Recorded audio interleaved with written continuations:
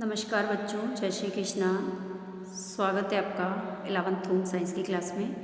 तो बच्चों, हम थर्ड लेसन पढ़ रहे थे, भोजन, पोषण, स्वास्थ्य एवं स्वस्थता। कल बच्चों हमने इस लेसन के अंदर भोजन के बारे में पढ़ा, पोषण के बारे में पढ़ा, स्वास्थ्य के बारे में पढ़ा। आज हम इस लेसन के अंदर मानसिक स्वास्थ्य के बारे में पढ़ेंगे और स्वस्थता के बारे में पढ़ेंगे और संतुलित आहार आयोजन करते समय खाद्य वर्गों का वर्गीकरण किस प्रकार से किया जाता है, इसके बारे में भी हम अध्ययन करेंगे। तो चलते हैं बच्चों हम टेक्स्ट बुक की ओर। हाँ, तो बच्चों कल हमने स्वास्थ्य के बारे में पढ़ा था कि स्वास्थ्य का अर्थ क्या है। स्वास्थ्य का अर्थ कल हमने देखा था कि जब व्यक्ति शारीरिक रूप से, भावनात्मक रूप से, सामाजिक रूप से पूरी तरह से स्वस्थ हो या पूरी तरह से अच्छा हो, तो ऐसी स्थिति को हम क्या कहेंगे, स्वस्थ, है ना। यानी कि वो व्यक्ति स्वस्थ है, यानी कि वह सभी कार्यों को ठीक ढंग से कर पा रहा है या सभी कार्यों को व्यवस्थित तरीके से वो कर रहा है, तो हम कहेंगे कि वो व्यक्ति स्वस्थ है। लेकिन आज हम पढ़ने जा रहे हैं बच्चों, मानसिक स्वास्थ्य क्या है। मानसिक स्वास्थ्य की यदि हम बात करें तो मानसिक स्वास्थ्य का अर्थ ये होता है कि जब व्यक्ति भावनात्मक रूप से और मनोवैज्ञानिक रूप से तो स्वस्थ हो, लेकिन वो व्यक्ति अपनी संज्ञानात्मक और भावनात्मक क्षमताओं का उपयोग भी करने में सक्षम हो। संज्ञानात्मक क्षमता यानी कि तर्क वितर्क करने की शक्ति या फिर विचार करने की शक्ति या फिर चिंतन मनन करने की जो क्षमता है उसमें हो, और वो भावनात्मक क्षमताओं का उपयोग करने में भी सक्षम हो और समाज के कार्यों को और रोजमर्रा के जो कार्य हैं, दैनिक जीवन के जो कार्य हैं, उनको वो ठीक ढंग से करने में जब सक्षम होता है, तो इस प्रकार के व्यक्ति को हम कहेंगे मानसिक रूप से वो व्यक्ति स्वस्थ है। ठीक है, तो मानसिक स्वास्थ्य का अर्थ अब समझ में आया हमें। इसके साथ ही हम ये भी देख सकते हैं कि मानसिक स्वास्थ्य का अर्थ ये भी है, एक और अर्थ इसका ये है कि व्यक्ति कितना प्रभावी ढंग से, कितना अच्छे ढंग से सफलतापूर्वक किसी भी कार्य को करता है, कितना मन से करता है, कितना व्यवस्थित तरीके से करता है ना, और वो अपने कार्य को करने में कितना समर्थ है, कितना सक्षम महसूस करता है किसी भी कार्य को करने में, और वो तनाव से रहित होकर किसी भी कार्य को कर सकता है या नहीं, है ना, और वो सभी के साथ संतोषजनक संबंध बना के रखता है या नहीं, और स्वतंत्र जीवन व्यतीत करता है या नहीं है, कठिन परिस्थितियों का सामना करने में वो सक्षम है या नहीं है। यदि वो इन सभी कार्यों को करने में सक्षम है, तो हम कहेंगे कि वो व्यक्ति मानसिक रूप से स्वस्थ है। समझ में आया। अब चलते हैं बच्चों हम स्वस्थता का अर्थ होता है फिटनेस, है ना। अब फिटनेस किससे प्राप्त होगी, स्वस्थता किसे कहते हैं। स्वस्थता भी दो प्रकार की होती है, एक तो होती है साधारण सामान्य स्वस्थता और एक होती है विशेष स्वस्थता। सबसे पहले स्वस्थता किसे कहते हैं। स्वस्थता का मतलब ये है कि नियमित रूप से व्यायाम करना, अच्छे से संतुलित आहार लेना, अच्छे से पोषण लेना, है ना, और शारीरिक स्वास्थ्य का लाभ के लिए जब हम उचित विश्राम भी करते हैं, तो ये सब चीज़ें जब हम करते हैं तो हम क्या कहलाते हैं, शारीरिक रूप से फिट कहलाते हैं, है ना। इसी को हम स्वस्थता कहते हैं। यदि हम फिजिकल रूप से फिट हैं, यानी हम नियमित व्यायाम करते हैं, संतुलित आहार लेते हैं, अच्छे से अपना पोषण लेते हैं, अपने आहार आयोजन में पोषक तत्वों का विशेष ध्यान रखते हैं, इसके साथ साथ हम समय पर उचित विश्राम भी करते हैं, है ना, तो हम ये कहेंगे कि हम शारीरिक रूप से फिट हैं, है ना, यानी कि हम इसी को हम स्वस्थता कहेंगे। और स्वस्थता शब्द का उपयोग दो प्रकार से कर सकते हैं, एक तो है सामान्य स्वस्थता। सामान्य स्वस्थता का तो यही अर्थ है कि भाई हम नियमित रूप से व्यायाम कर रहे हैं, संतुलित आहार ले रहे हैं और परिश्रम भी कर रहे हैं, पसीना भी आ रहा है और पसीने के द्वारा जो है हमारे शरीर से गंदगी भी उत्सर्जित हो रही है ना, और हम जो है उचित विश्राम भी समय पर कर रहे हैं और हम शारीरिक रूप से फिट हैं, इसको तो सामान्य स्वस्थता ही कहेंगे। लेकिन विशेष स्वस्थता का मतलब ये है कि यदि हमारा करियर ही जो है खेल से जुड़ा हुआ है, या हमारा करियर जो है, हमारा व्यवसाय जो है वो खेल से संबंधित है, तो फिर इन विशेष पहलुओं को निष्पादित करने की क्षमता के आधार पर हम कह सकते हैं कि ये किस में आएंगे, सब विशेष स्वस्थता में आते हैं। तो फिर हमें शारीरिक स्वास्थ्य का रखरखाव विशेष रूप से करना होगा, है ना। तो विशेष स्वस्थता के अंदर जब हम, जैसे कि हमारा व्यवसाय ही जो है क्रिकेट है, सचिन तेंदुलकर जो है या MS धोनी जो है, तो इनका व्यवसाय क्या है, क्रिकेट है ना, तो ये क्रिकेट से जुड़े हुए हैं, तो ये हम कह सकते हैं इनका ये विशेष स्वस्थता के अंदर आएंगे, क्यों? क्योंकि इनको विशेष रूप से अपनी शरीर की फिटनेस का ध्यान रखना होता है, क्योंकि इनका जॉब ही जो है वो क्या है, वो खेल से जुड़ा हुआ है ना। तो शारीरिक स्वास्थ्य का रखरखाव का अर्थ ये, अब शारीरिक स्वास्थ्य का रखरखाव इनको करना पड़ता है जो कि विशेष स्वास्थ्य से जुड़े हुए हैं, विशेष रूप से खेलों से जुड़े हैं या खेल ही उनका व्यवसाय है, तो उनको अपने शरीर का विशेष रूप से ध्यान रखना होता है। और शारीरिक स्वास्थ्य के रखरखाव का अर्थ यहाँ पर यह है कि उनका हृदय है, उनकी रुधिर वाहिनियाँ हैं, उनके फेफड़े हैं, उनकी मांसपेशियाँ हैं, ये पूर्ण रूप से अपना कार्य करने में सक्षम है या नहीं है। जब ये सक्षम होगी तभी वो जो है विशेष स्वस्थ कहलाएगा, है ना, या फिर विशेष रूप से स्वस्थ कहलाएंगे। अब ध्यान दीजिए, पहले स्वस्थता से अभिप्राय अकारण थकान के बगैर दैनिक कार्यकलापों को करने की क्षमता होना था। यानी कि स्वस्थता का अर्थ तो यही था कि हम यदि अपने दैनिक कार्यों को बिना किसी थकान के करने में सक्षम हैं तो हम कहलाएंगे स्वस्थ हैं, है ना। और औद्योगिक क्रांति के परिणाम स्वरूप स्वचालन, अधिक खाली समय, जीवन शैली में परिवर्तन के कारण अब ये मापदंड पर्याप्त नहीं है ना। अब वर्तमान समय में स्तंभ क्षमता अधिक महत्वपूर्ण है, यानी कि शारीरिक रूप से श्रम करना, संतुलित आहार लेना और नियमित रूप से व्यायाम करना, है ना, इन और समय पर विश्राम करना, इन सभी चीज़ों को जब हम अपने जीवन से जोड़ते हैं तभी हम कहलाएंगे कि हम स्वस्थ या फिट हैं। और देखिए, अब शारीरिक स्वस्थता से अभिप्राय यहाँ पर क्या है कि कार्य और रुचि संबंधी क्रियाकलापों को सक्षम और प्रभावी ढंग से करने की शारीरिक क्षमता।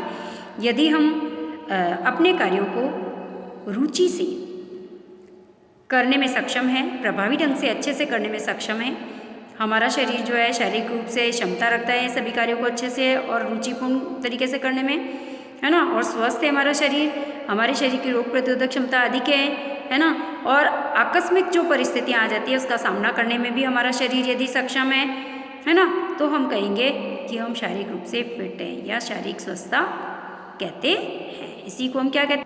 अब स्वस्थता को 5 श्रेणियों में बांट सकते हैं। कितनी श्रेणियों में? 5 श्रेणियों में।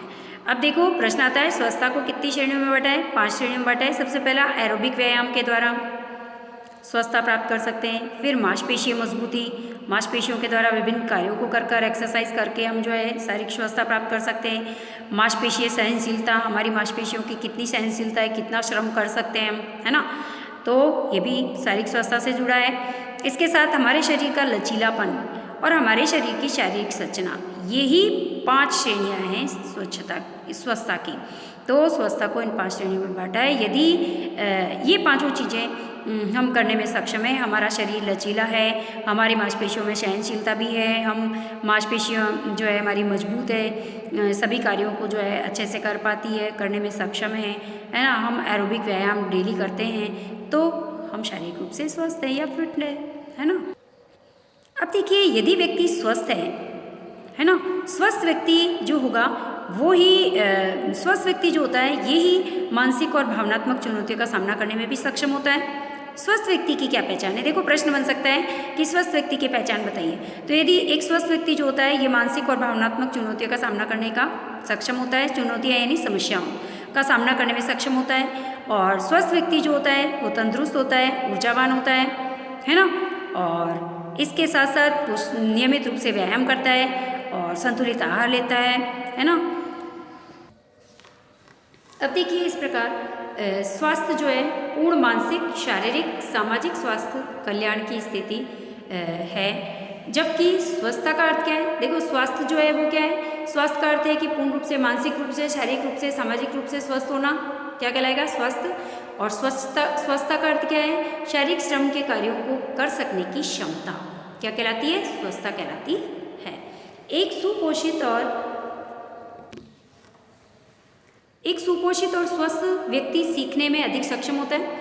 एक सुपोषित व्यक्ति होगा, स्वस्थ व्यक्ति होगा, वो किसी भी कार्य को सीखने में अधिक सक्षम होता है, उसमें अधिक ऊर्जा होती है, उसमें सहनशीलता भी होती है, उसमें स्वाभिमान भी होता है ना। ये एक स्वस्थ व्यक्ति के गुण हैं। और खान पान के स्वस्थ तरीके होते हैं, उनमें नियमित व्यायाम से वो स्वस्थ रहने में निश्चित रूप से जो है उसको सहायता मिलती है। और 12 से 18 वर्ष की किशोरावस्था में जिनका खान पान सही नहीं होता है और जो अल्प पोषित होते हैं उनमें खान पान संबंधी विकृतियाँ उत्पन्न हो जाती है। कहने का मतलब ये है कि हमें किशोरावस्था के दौरान विशेष रूप से जो है खान पान का ध्यान रखना चाहिए। किशोरावस्था के दौरान हमें विशेष रूप से अपने खान पान का ध्यान रखना चाहिए। हमें पौष्टिक आहार लेना चाहिए, संतुलित आहार लेना चाहिए, उचित रूप से व्यायाम करना चाहिए, समय पर विश्राम भी करना चाहिए, ताकि हमारा शरीर स्वस्थ रहे और हम सभी प्रकार के कार्यों को करने में सक्षम हुए, है ना। तो इसी को हम स्वस्थता कहेंगे। यही तो हमने देखा स्वास्थ्य और स्वस्थता, मानसिक स्वास्थ्य के बारे में भी देखा। अब चलते बच्चों आगे। अब देखिए बच्चों, संतुलित आहार की योजना बनाने के लिए आधारभूत खाद्य पदार्थों को विभिन्न वर्गों में बांटा गया है। देखो, संतुलित आहार तैयार करने का सबसे आसान तरीका क्या है कि खाद्य पदार्थों को वर्गों में विभाजित कर दिया जाए, है ना, और विभाजित करके प्रत्येक वर्ग को जो है भोजन में शामिल किया जाए। और प्रत्येक खाद्य जो वर्ग है इसमें समान विशेषताओं वाले विभिन्न खाद्य पदार्थों को शामिल कर दिया जाए, है ना। अभी हम सारणी में देखेंगे ये सब। और ये समान विशेषताएं जो होगी खाद्य पदार्थों के विभिन्न स्रोत, इनके द्वारा निष्पादित की जाने वाली शारीरिक क्रियात्मक क्रियाएं और इनमें उपस्थित विभिन्न पोषक तत्व भी हो सकते हैं। ठीक है, अब इनकी समान विशेषताएं क्या हो सकती है कि इसके अंदर खाद्य पदार्थों के स्रोत हो, विभिन्न खाद्य पदार्थों के स्रोत होंगे और इनसे जो है हम कह सकते हैं इनके द्वारा होने वाली विभिन्न प्रकार की क्रियात्मक क्रियाएं होगी, इनमें उपस्थित विभिन्न प्रकार के पोषक तत्व भी हो सकते हैं, है ना। तो खाद्य पदार्थों को उनमें विद्यमान मुख्य पोषक तत्वों के आधार पर यहाँ पर वर्गीकृत किया जा सकता है। और ये वर्गीकरण अनेक कारकों के आधार पर एक देश से दूसरे देश में भिन्न भी हो सकता है। बिल्कुल सही है, कोई ज़रूरी नहीं है कि हमारे यहाँ पर खाद्य पदार्थों का जो वर्गीकरण हमने किया है 5 भागों के अंदर, तो कोई ज़रूरी नहीं है कि अन्य देशों में भी उसी प्रकार से किया हो। अन्य देशों में हो सकता है कि वर्गीकरण डिफरेंट तरीके से क्या हो, उनमें पोषक तत्वों को अलग अलग तरीके से उसमें रखा हो, है ना।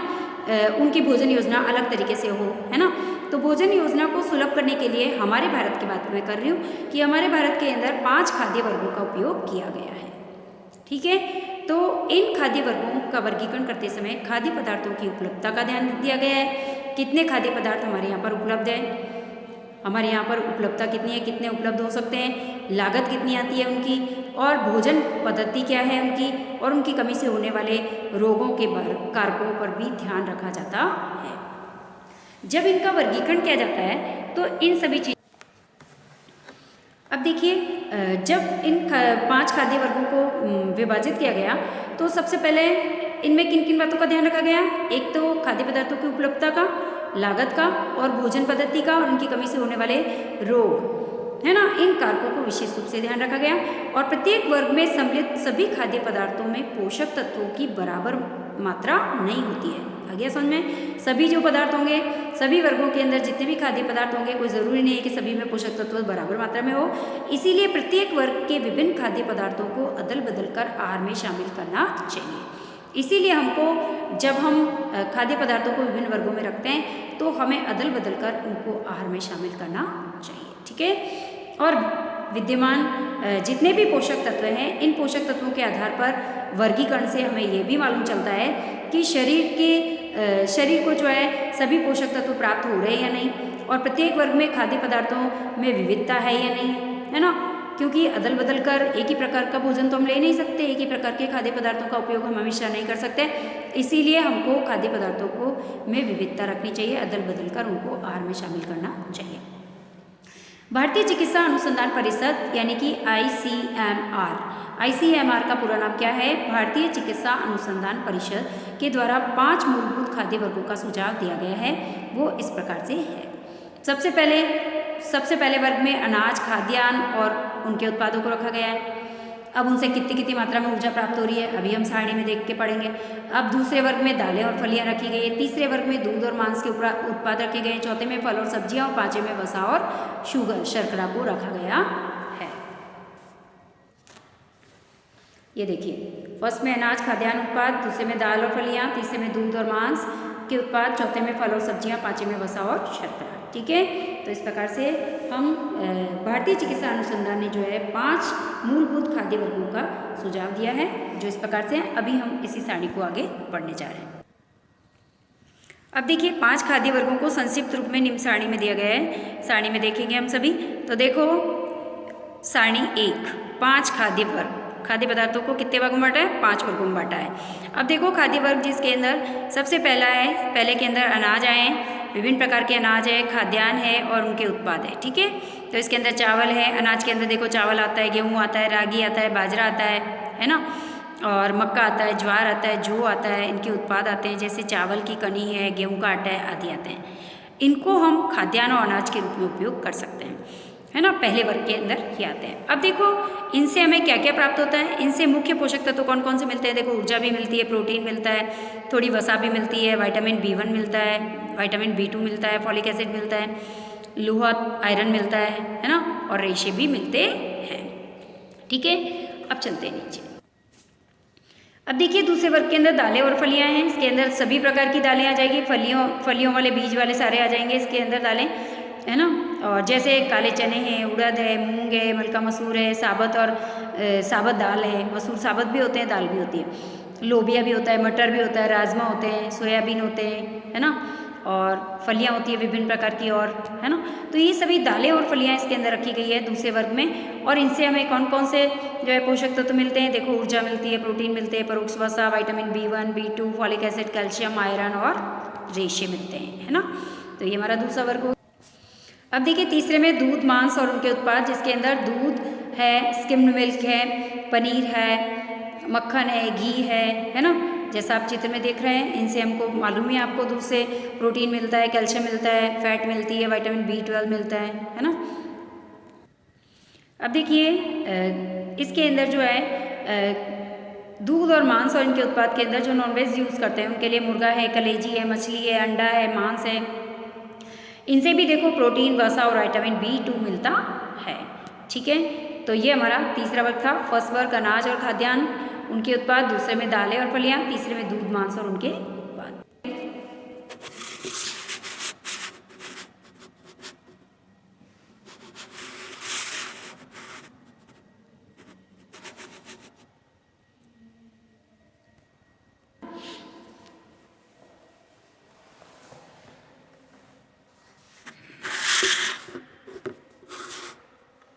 बच्चों हमें कुछ चीज़ें याद रखनी है कि जैसे 1 ग्राम कार्बोहाइड्रेट से हमको कितनी ऊर्जा मिलती है? 4 किलो कैलोरीज ऊर्जा मिलती है। ये हमेशा के लिए ध्यान रखना है, आगे भी आपके काम आएगा।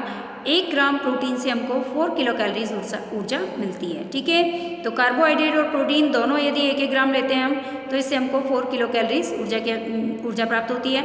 और वसा यदि हम 1 ग्राम लेते हैं तो इससे हमको 9 किलो कैलोरीज ऊर्जा प्राप्त होती है। प्रश्न पूछा जाता है कि 1 ग्राम वसा के उपयोग से कितनी ऊर्जा हमें मिलती है? तो 1 ग्राम वसा के उपयोग से 9 किलो कैलोरीज ऊर्जा हमें प्राप्त होती है। इस तरीके से प्रश्न बनते हैं इनके ऊपर। अब चलते हैं आगे। अब देखिए ये जो हमने मूलभूत खाद्य वर्ग देखे थे, ये जो 5 खाद्य वर्ग हमने देखे, इन खाद्य वर्गों का उपयोग के लिए कुछ दिशा निर्देश यहाँ पर दिए गए हैं कि किस प्रकार से इनका उपयोग करना चाहिए। अब देखो यहाँ पर सबसे पहली बात तो ये है कि एक तो सबसे पहले संतुलित आहार की योजना बनाने के लिए और मूल्यांकन करने के लिए जो है इन खाद्य वर्गों का हमने उपयोग किया है। ये खाद्य वर्गों का उपयोग क्यों किया? एक तो संतुलित आहार की योजना बनाने के लिए, दूसरा हमने इसका मूल्यांकन करने के लिए। अब इसके लिए जो दिशा निर्देश दिए गए हैं इसके अंदर सबसे पहले प्रत्येक आहार के अंदर हमें प्रत्येक खाद्य वर्ग से खाद्य पदार्थों को कम से कम, यानी कि कम से कम एक या एक से अधिक बार हमको जो है वो उसको उपयोग में लेना चाहिए। ठीक है, और खाद्य पदार्थों का चयन प्रत्येक वर्ग में से हमको करना चाहिए। ये नहीं है कि सिर्फ हमने खाद्यान्न में से कर लिया, वसा में से नहीं किया, या फ्रूट्स और सब्जियों में से नहीं किया, है ना। तो हमें प्रत्येक वर्ग में से जो है खाद्य पदार्थों को इसके अंदर जो है अपने आहार के अंदर लेना चाहिए, शामिल करना है। लेकिन इनमें से पोषक तत्व क्यों लेना चाहिए? इसलिए लेना चाहिए क्योंकि पोषक सभी के अंदर जो है हम सोचे कि नहीं खाद्यान्न और अनाज में से ही हम सभी पदार्थों को लेकर के अपना आहार आयोजन कर लें, तो उससे क्या होगा, उसमें जो है एक जैसे पोषक तत्व, हमको सारे पोषक तत्व उससे नहीं मिल पाएंगे, है ना, सिर्फ एक ही प्रकार के पोषक तत्व उससे मिल पाएंगे। तो इसीलिए हमको प्रत्येक वर्ग में से सभी खाद्य पदार्थों को अपने आहार में शामिल करना चाहिए। यदि भोजन शाकाहारी है तो आहार में संपूर्ण प्रोटीन गुणवत्ता को बनाने के लिए, उदाहरण के लिए जैसे अनाज है, दालें हैं, इनका उपयोग हम कर सकते हैं। भोजन में थोड़ी मात्रा में हम दूध या दही को भी शामिल कर सकते हैं। ठीक है, और कच्ची सब्जियों और फलों को भोजन में हमें शामिल करना चाहिए। और कैल्शियम और अन्य पोषक तत्वों की आपूर्ति के लिए हमें कम से कम दिन में एक बार दूध अवश्य लेना चाहिए। 2 टाइम ले तो बहुत अच्छी बात है। और दूध में ये हमेशा ध्यान रखना है कि दूध के अंदर पूछा जाता है कि दूध के अंदर कौन से तत्व नहीं पाए जाते हैं, तो दूध के अंदर एक तो आयरन कभी नहीं पाया जाता, एक विटामिन सी कभी नहीं पाया जाता और एक रेशे आयरन के दूध के अंदर कभी नहीं पाए जाते हैं। प्रश्न बनता है इसके ऊपर कि ऐसे कौन से पदार्थ हैं जो दूध में नहीं पाए जाते, तो आयरन, विटामिन सी और रेशे जो होते हैं वो दूध के अंदर नहीं पाए जाते हैं। ठीक है। अब अनाज के द्वारा कुल कैलोरीज जो होती है उसके 75% से अधिक की आपूर्ति नहीं होनी चाहिए। ठीक है। तो इस प्रकार से हमें इन खाद्य वर्गों का जब हम उपयोग करें तो हमें इन दिशा निर्देशों को ध्यान में रखते हुए जो है खाद्य पदार्थों को अपने आहार में शामिल करना चाहिए। अब देखिए, संतुलित आहार की योजना बनाते समय प्रत्येक खंड में से खाद्य वर्ग में से हमें खाद्य पदार्थों को पर्याप्त मात्रा में चुनना चाहिए। जैसे अनाज और दालों को पर्याप्त मात्रा में लेना चाहिए, फल और सब्जियों को भी भरपूर मात्रा में लेना चाहिए और मांस और आहार का हमें सीमित मात्रा में और तेल और शर्करा का भी बहुत कम मात्रा में उपयोग करना चाहिए, जो कि हम आगे एक पिरामिड के द्वारा समझने जा रहे हैं। तो चलते हैं हम पिरामिड की ओर। अब देखिए बच्चों, ये जो चित्र है, ये चित्र भारतीयों के लिए आहार मार्गदर्शक पिरामिड को दर्शाता है। अब देखो यहाँ पर ये पिरामिड नीचे से जो है चौड़ा है, फैला हुआ है और जैसे जैसे ऊपर की ओर बढ़ रहा है वैसे वैसे ये संकुचित हो रहा है। देख रहे हैं आप चित्र के अंदर। तो यहाँ पर ये चित्र हमें ये शो कर रहा है कि ये जो अनाज है, खाद्यान्न है और उनके जो उत्पाद हैं इनकी हमें सबसे अधिक मात्रा में आवश्यकता होती है। फल और सब्जियों की भी हमें अधिक मात्रा में आवश्यकता होती है, दालों और फलियों की भी अधिक मात्रा में आवश्यकता होती है, लेकिन दूध और मांस के उत्पादों का हमें उपयोग कम मात्रा में करना चाहिए, सीमित मात्रा में करना चाहिए और वसा और शर्करा का उपयोग तो हमें अल्प मात्रा में करना चाहिए। अभी हमने देखा था पीछे। अब देखो ये पिरामिड हमें क्या कहता है। आहार के मार्गदर्शक पिरामिड जो है दैनिक खाद्य संबंधी दिशा निर्देशों का एक ग्राफिक चित्रण है। इसको हमने ग्राफ के द्वारा बताया है। ये हमें ये बताता है, ये चित्रण हमें विविधता के बारे में बताता है और किस प्रकार से खाद्य पदार्थों में हम संतुलन कर सकते हैं। इस तरीके से लेकर के हम अपने आहार आयोजन को संतुलित कर सकते हैं, संतुलित आहार की कल्पना कर सकते हैं और एक इनके अनुपात को भी दर्शाने के लिए बताया है कि किस किस अनुपात में हमें किन किन खाद्य पदार्थों का उपयोग करना चाहिए। अधिक मात्रा में अनाज लेंगे, फल और सब्जियां भी हम ठीक ठीक लेंगे, है ना, और उनसे कम फिर दालों का उपयोग करेंगे और दूध और मांस का अल्प मात्रा में उपयोग करेंगे और सीमित मात्रा में उपयोग करेंगे और वसा और शर्करा का अल्प मात्रा में उपयोग करेंगे। ठीक है। अब देखिए बच्चों, नीचे का चौड़ा आधार भाग हमें ये बताता है